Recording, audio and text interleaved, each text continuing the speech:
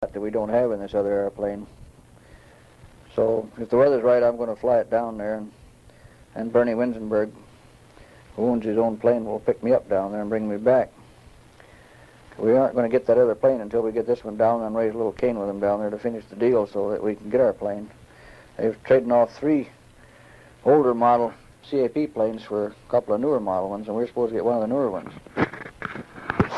I haven't did any flying now, I suppose, in a month and a half. It's just been too cold to do anything out there, and can't enjoy it in that kind of weather we've been having, but it's getting pretty nice out there. Now it stays up in the 20s.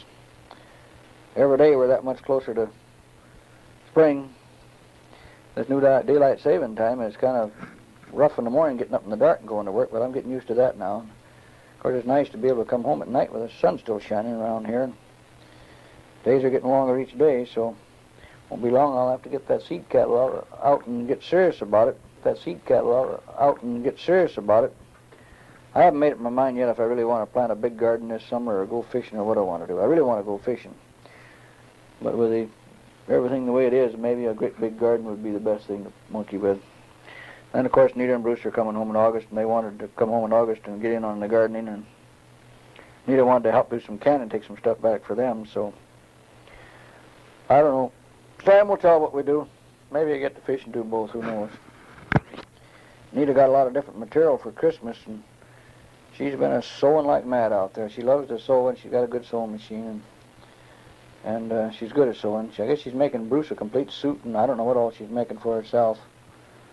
And she said Bruce been working on his TV course out there, trying to get that thing somewhere near done. He's only got a year left in service now, and he's got to complete that course before he gets out. And he kind of caught up on it. He's supposed to build a colored TV set at government expense.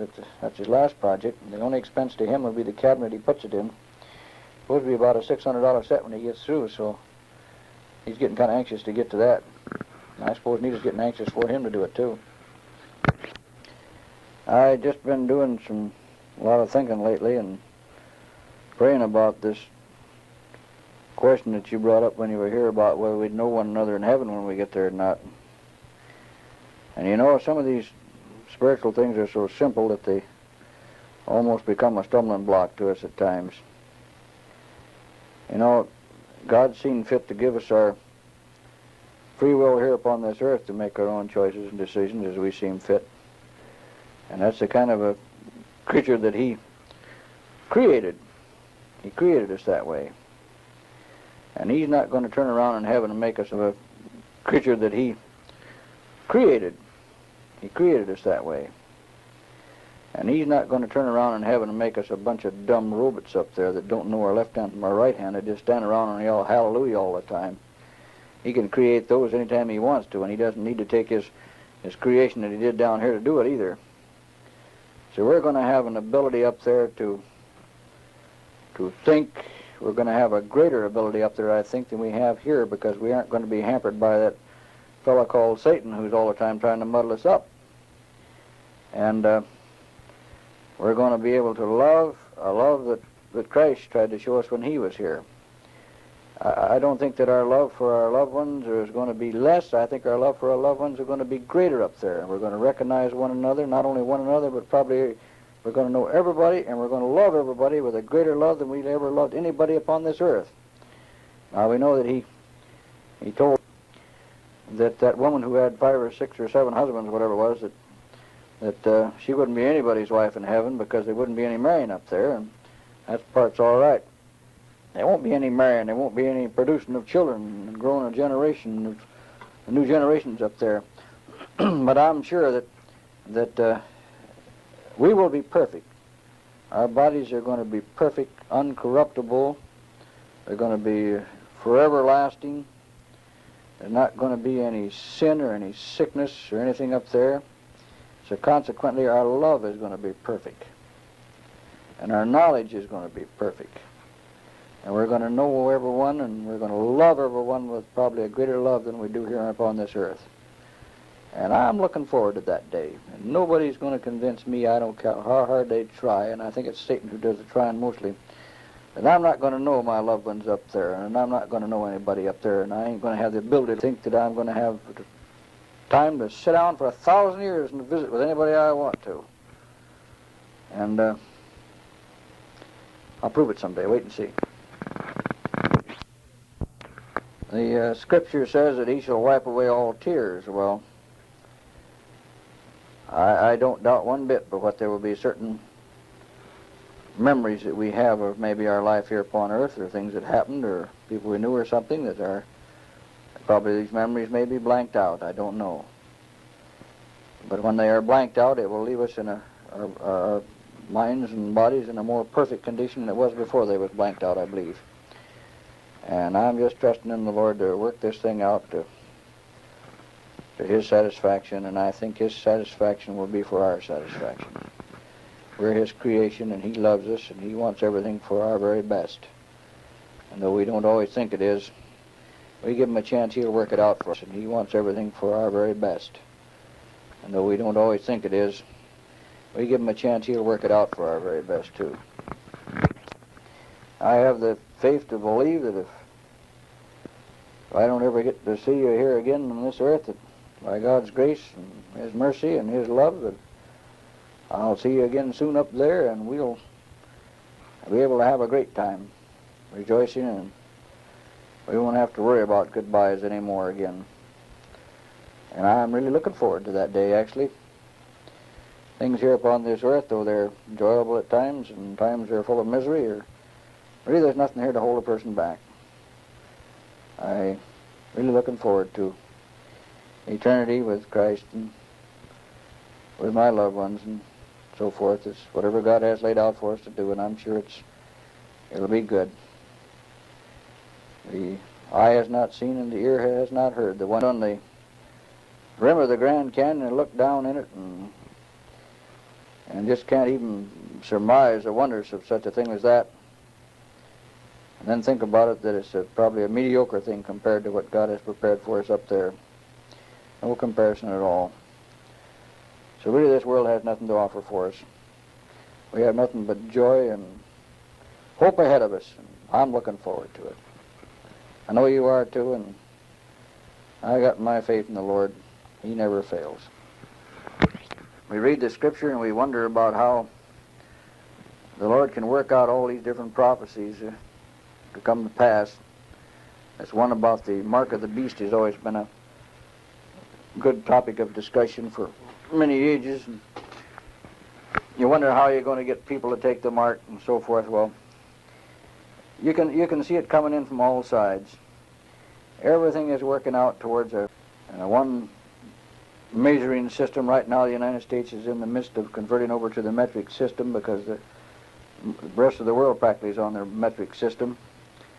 And automobiles, even Ford cars are coming now with metric bolts. Everything is working over to a one world system, just like the Bible says. This ecumenical move, they're trying to get the churches to move towards a one church. Prophecy of the world coming in, but this mark of the beast, this numbering deal, you can see it coming right along all the time. Everything is beginning to work by numbers. We started out with our Social Security number, and everything is going by numbers completely. And the other day I was reading where one of the countries of the world, I forget which one it is, has finally came up with a numbering system whereby they can number every person in the world and not use the same number over again. And with the number 666, which is used so much in the Bible. Somehow or the other, I don't understand it, but it starts out with that. And they'll be able to number every person in the world and give every person a number. We think about now when you stand in line getting gasoline and talking about different types of rationing, shortages of this and shortages of that, and going to credit cards. Practically some of these companies have even tried moving 100% towards credit cards usage to get away from handing of cash completely. And you can see where the mark of the beast will come in. You'll have your choice of accepting a credit card or something with a number on it in order to buy or sell, or you won't be able to do either one. It's very simple. And you can see the last days coming. They're just real close. Maybe Some of us won't live to see the last days. I don't know. I have faith to believe I will. We'll have faith to see the coming of the rapture. And God to believe I will. We'll have faith to see the coming of the rapture. And God's children can expect to miss out on many, many things that the rest of them won't miss out on. It's a time of sorrows, I believe, coming in for the world. And it unfolds step at a time. And each one is a miracle almost, the way it unfolds. And so it's exciting, actually. It's really exciting. I keep watching this situation in Israel over there, and it becomes more exciting all the time as you see God move. And it just pays to be ready. It pays to be ready, and it pays to have faith. I believe my faith is probably at one of its highest peaks it's ever been at this time.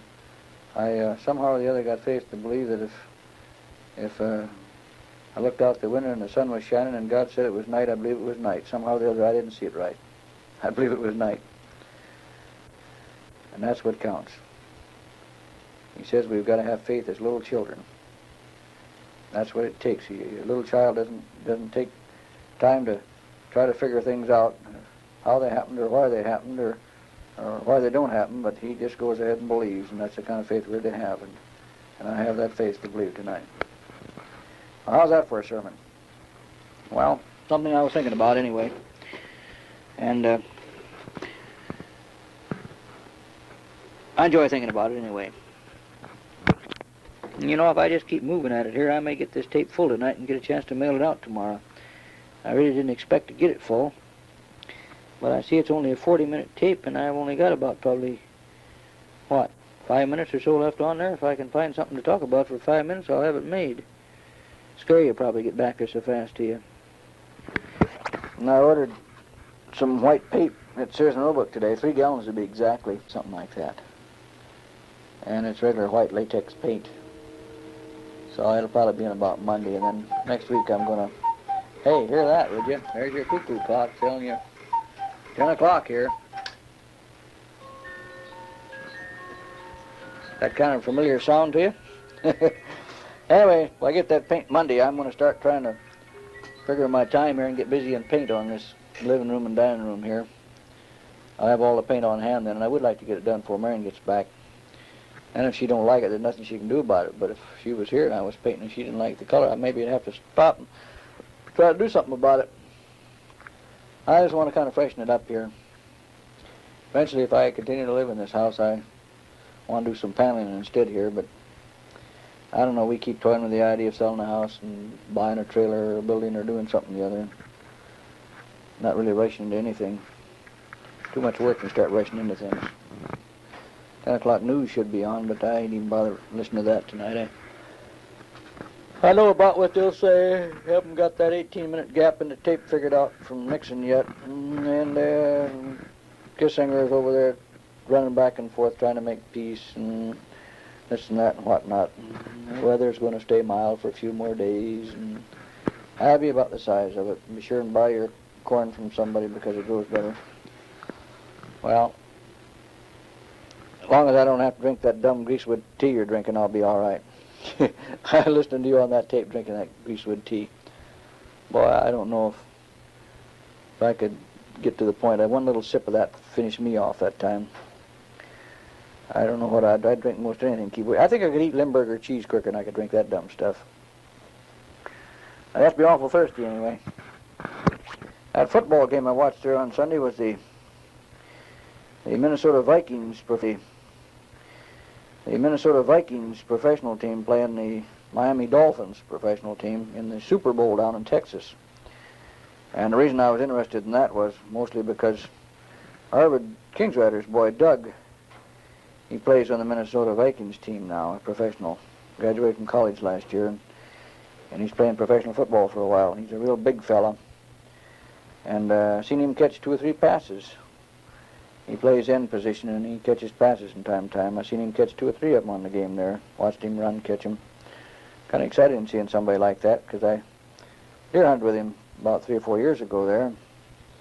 He and I both shot a fawn apiece about a block apart there and stood there and jabbered for a while. Real nice fella, real wonderful. Christian young fellow. I guess his line of college that he took is for social work. He plans on somehow or the other working in the ministry through social work. He plans on somehow or the other working in the ministry through social work. I don't know his exact plans or can't explain it, but he'll be in the ministry of some sort. He's a lot like his dad was when he was his age, just big and raw-boned and well, very much like his dad. It's about the same talking to him. Enjoyed his company hunting there. He got married about 3 or 4 weeks ago, so he's starting out a new life too.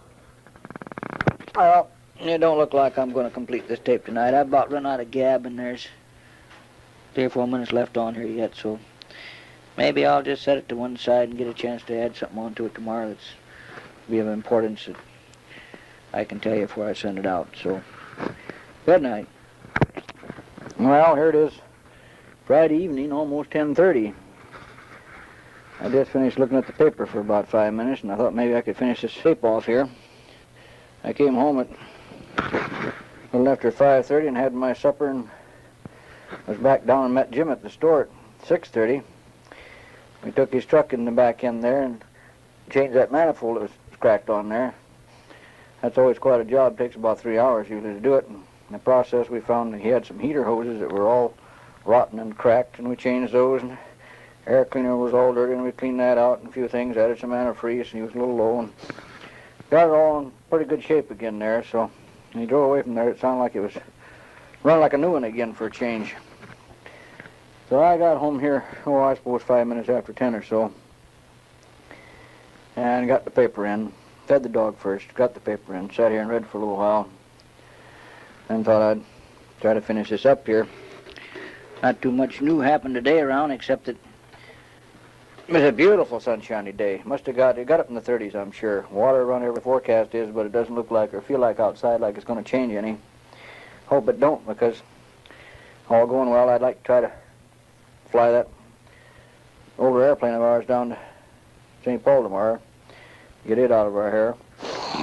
Donna had planned on taking a plane to St. Louis and for a while this weekend, then maybe on down to Springfield, but I got a phone call this afternoon. I was out of the store, she called, and so Vernon Pearson answered it, and she said to tell me to stay home tomorrow afternoon because she'd be home about 12 or 1 o'clock.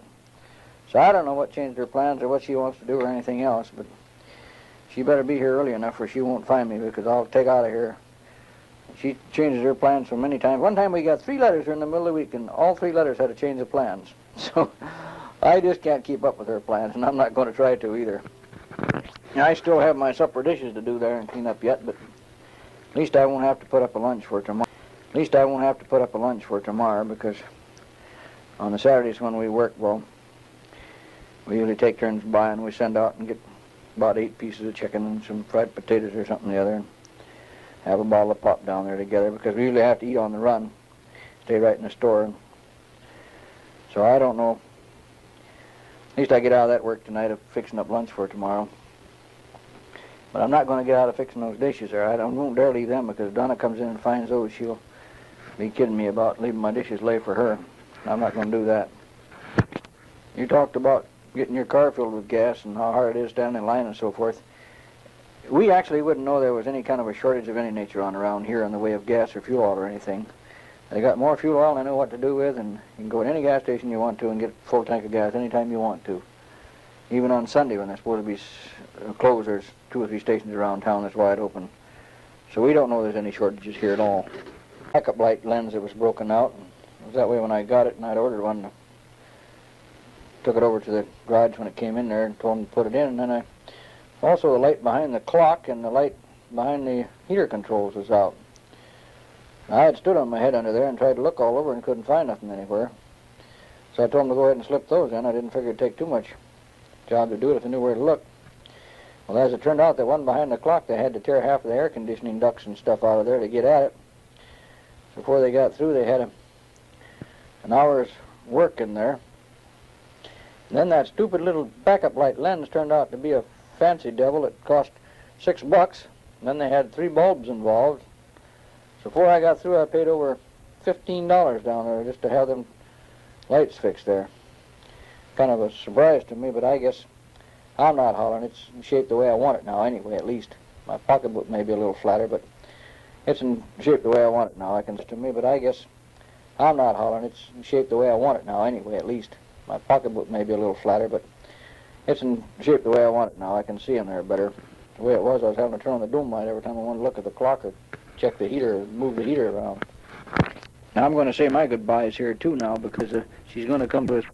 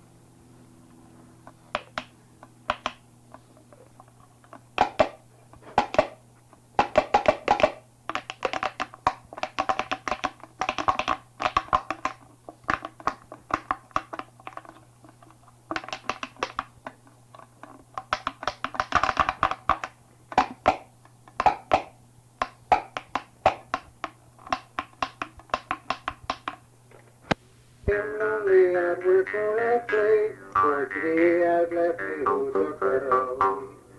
Once when we were playing, a mouse came around. My kitty soon found it, and then with a bound, she caught the little mouse. We heard a wee sound. Then mouse she was lying dead on the ground. Oh, bring back my kitty, I want her again. I want her again. And happy, happy, I like I was then. I watch her so closely, I keep in her face. She never shall leave me, no, never again. I opened up a jar of green beans, and I always liked them kind of creamed, and I figured you took a little flour and some milk and made a paste, dumped in there. Well, I goofed up and used too much flour, and I got, I don't know what you'd call it, paste, I suppose. And I've been working on those beans every meal except one since, and I've still got enough left for one meal.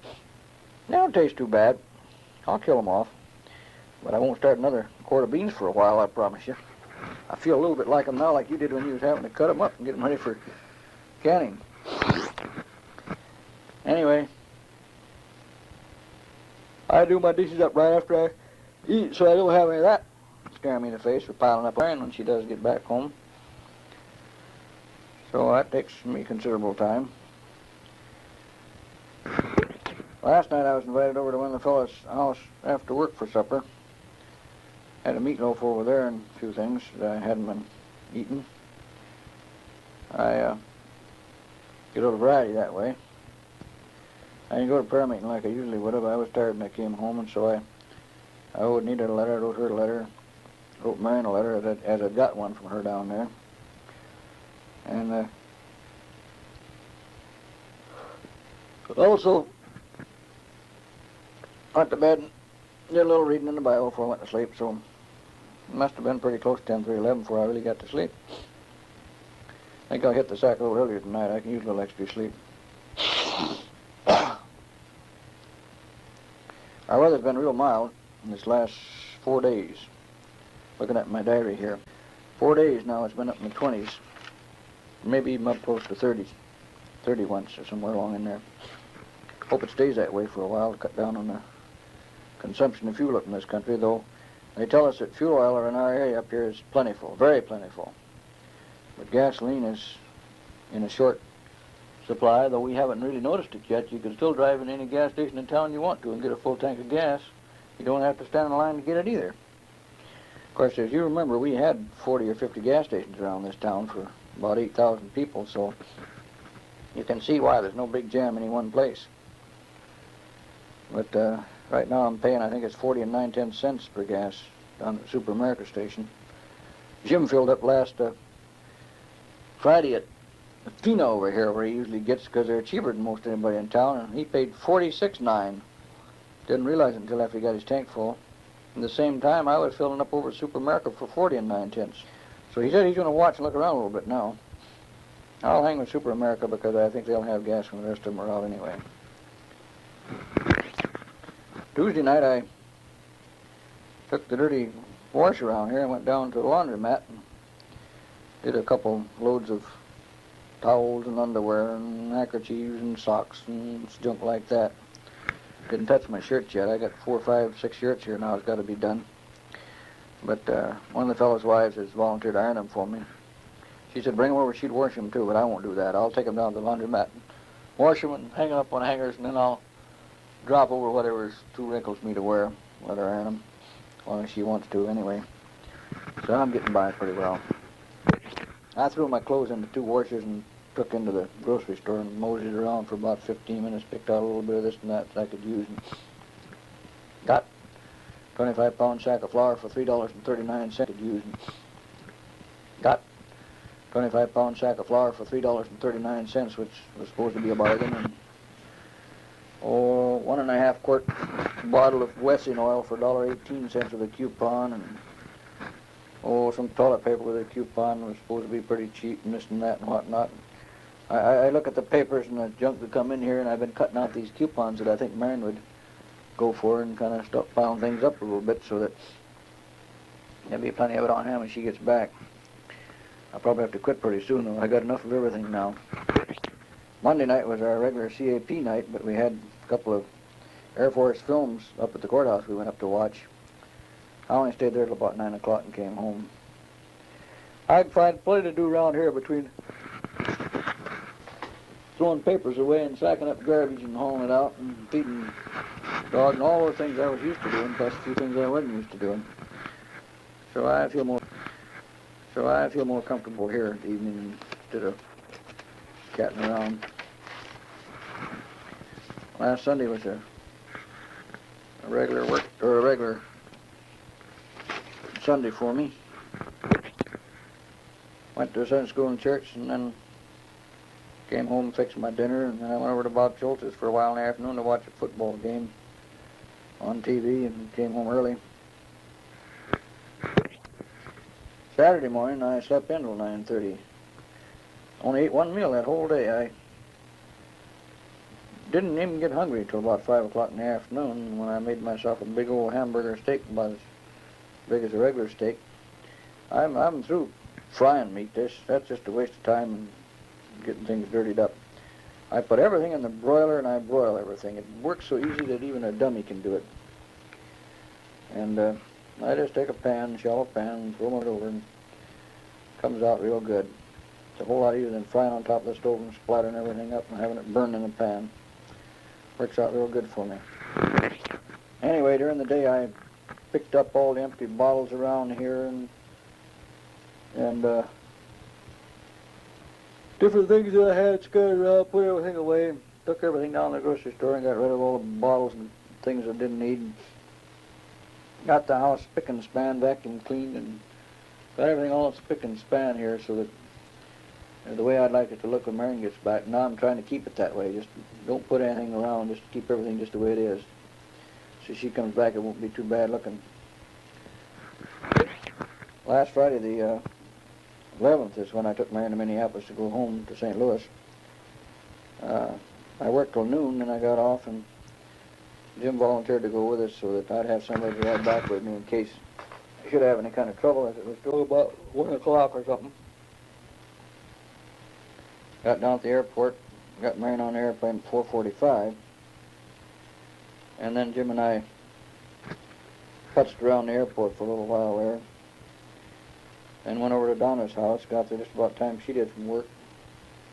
Seen her for about 10 minutes, seen the room she lives in, met the lady she lives with. It's an older widow lady is who it is.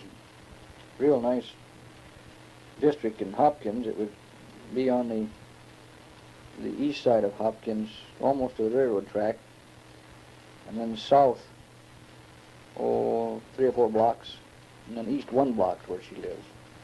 Nice homes in there, nice neighborhood. She has to walk about a mile to work now, and she sold her car. I think I told you that. But so she'll be saving herself more money now, not having to afford a car all the time. Anyway, then Jim and I left there, and we went to the town of Rogers, which is north of Osseo there, about 6-7 miles. We stopped in a restaurant there and had something to eat before going on home. Got home, I suppose, about 9:30. And Denise came by after Jim had left, and the light was on, and her generator, her alternator light was on, like it wasn't charging. And so I jerked the alternator off, took it down to work, checked it, couldn't find nothing wrong with it, put a voltage regulator on, still that light stayed on.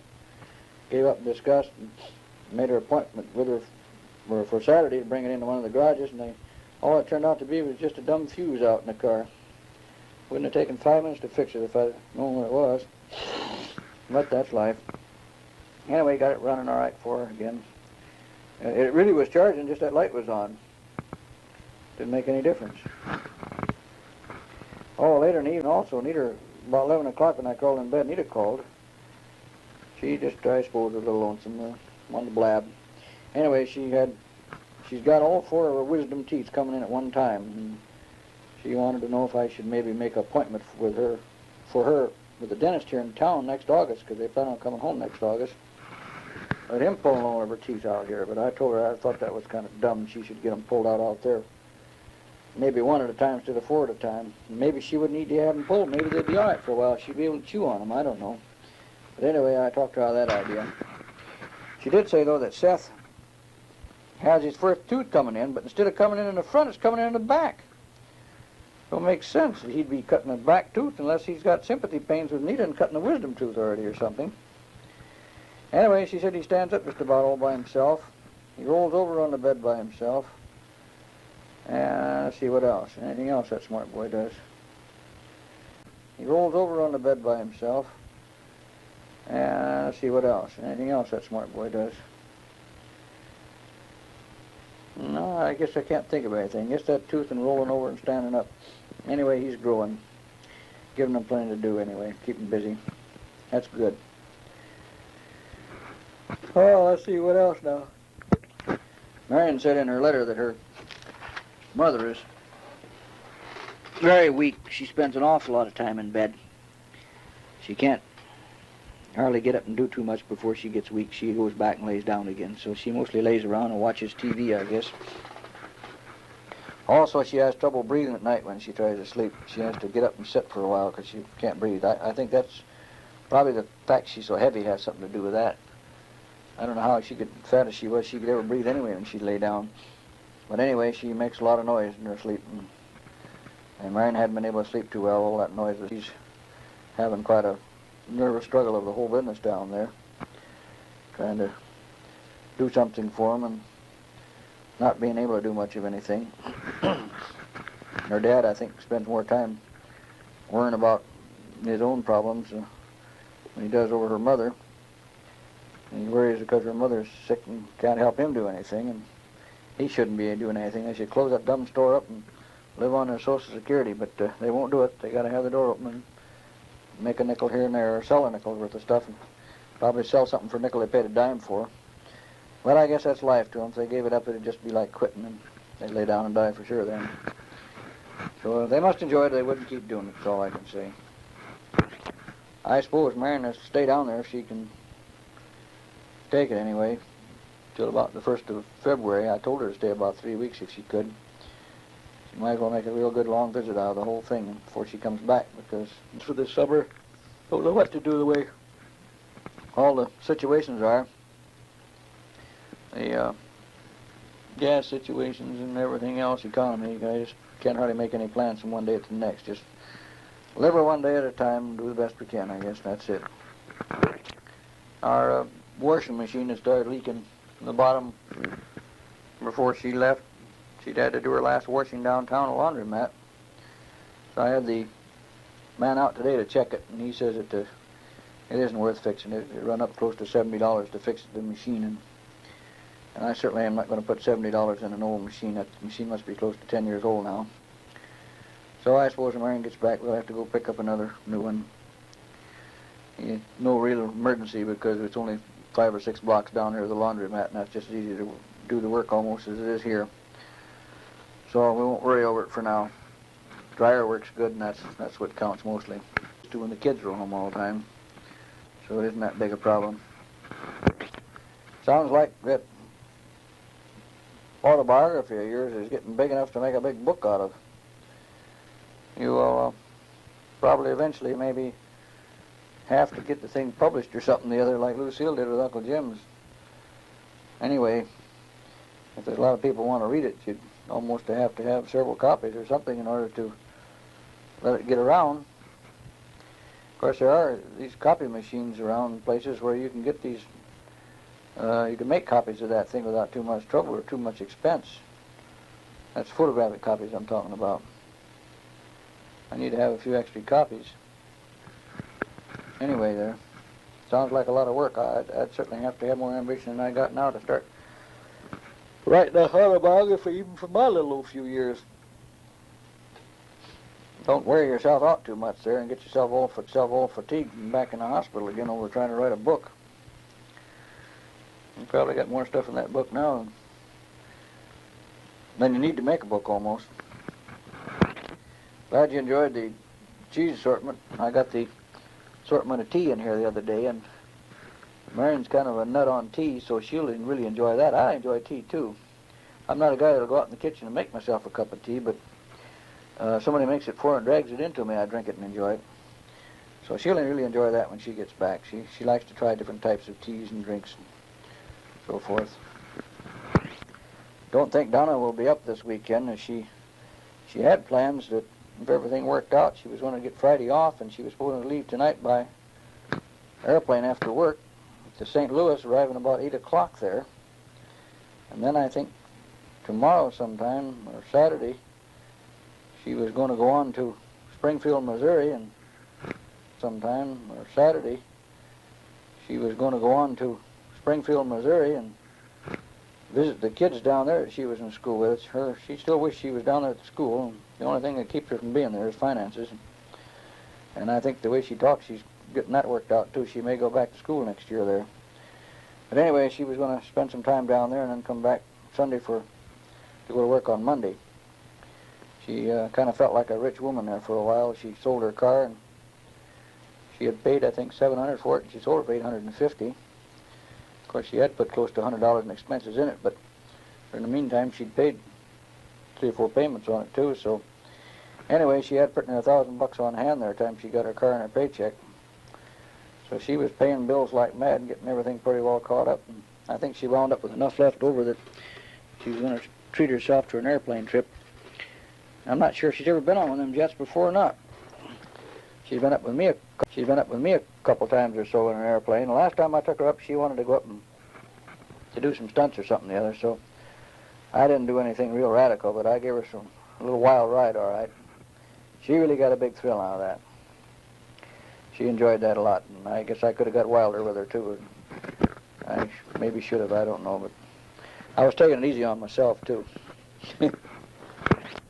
If the weather is right, I may fly our CAP airplane down to St. Paul this coming Saturday afternoon. The Civil Air Patrol down there in Minneapolis has it traded off for us, and we're supposed to get a better airplane, at least a newer airplane, one with at least heat in it. And